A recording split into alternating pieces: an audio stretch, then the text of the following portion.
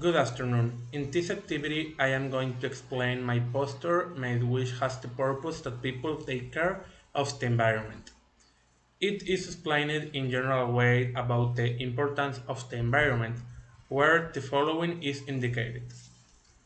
The environment is the set of all living things that surround us. From this, we obtain water, food, fuel, and raw materials that are used to make the things we use daily. But by abusing or misusing the natural resource obtained from the environment, we endanger and deplete it. Then I include three sentences about its importance so that people could reflect, which are the following.